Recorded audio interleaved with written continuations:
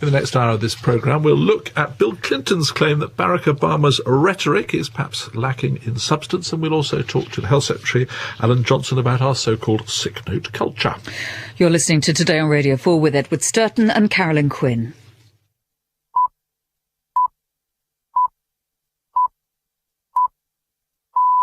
It's 8 o'clock on Wednesday, the 20th of February. The headlines this morning: ministers are being urged to explain a blunder by the Crown. 21 minutes past 8.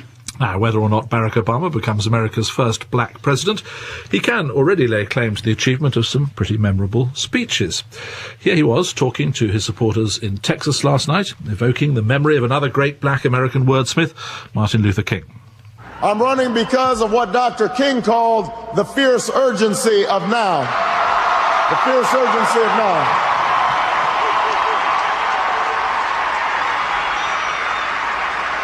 Because there's such a thing, Houston, as being too late.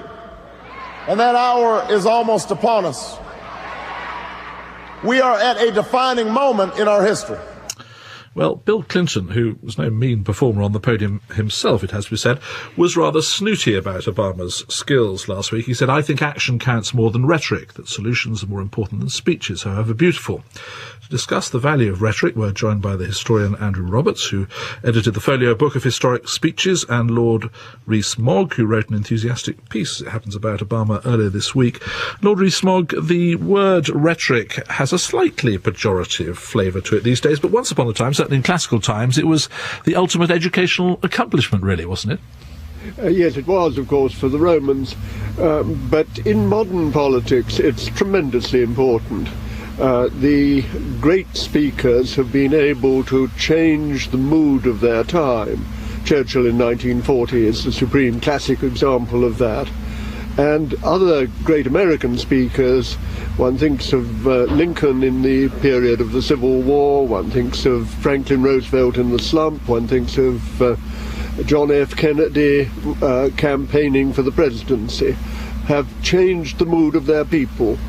And that's an enormous power for a politician to have. I suppose, Andrew Roberts, the obvious comparison with Barack Obama is John F. Kennedy. You almost get the sense that he consciously models himself on that great figure. Do you think that the Kennedy record is an argument for the value of rhetoric, as Lord Rees-Mogg seems to do, or not? I don't really. I think that although you can have fabulous speeches, and that nothing touches the human heart like a great speech in today's world of texting and the internet, nothing comes anywhere near it. In fact, when you look at what these great rhetoricians sometimes fail to actually deliver in politics, one realises that quite a lot of it is windbaggery. And JFK was a windbag when it came to actually being in government. Had he not been assassinated, he would have gone down as a bad president. I suppose, Lord Rees-Mogg, it is interesting that when you refer to Kennedy, you refer to his election speeches, and I suppose his inauguration speech being the other great moment, but not to things that he actually achieved in office. I think that some things were achieved after he'd left office by Lyndon Johnson, who had enormous experience of getting things through the Senate. But on the other hand, if one looks at the way in which he handled the Cuban Missiles crisis, that was subtle, determined, moderate.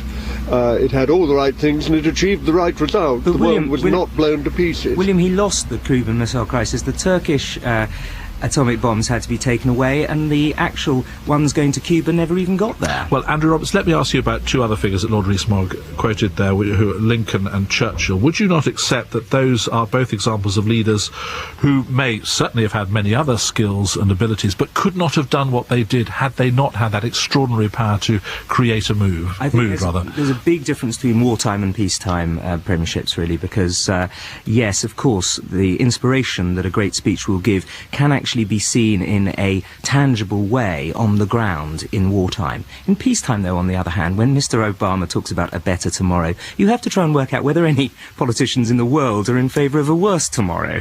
Well, when put like that, Lord Rees-Mogg, it doesn't sound... Perhaps you wouldn't call that great rhetoric, I don't know.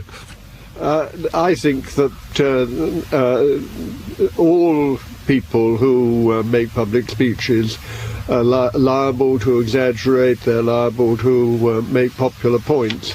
On the other hand, I think it is clear that with the young and with the black community, that Barack Obama has struck a note which they recognise, and I think it's going to take him to the White House. With that prediction, William Rees-Mogg, Andrew Roberts, many thanks. Now, Gary Richardson, are you promising a better tomorrow, or even a better next 5 minutes? Well, I make public speeches every day, and like I guess we're saying, over-elaborate, as you'll hear right at the end when we talk about selections. But first, let's reflect on the sports story of the morning, the fourth one-day international between England and New Zealand. It finished in a tie, and it went to the very last ball, England having made 340 for 6. Here's our correspondent, Jonathan Agnew.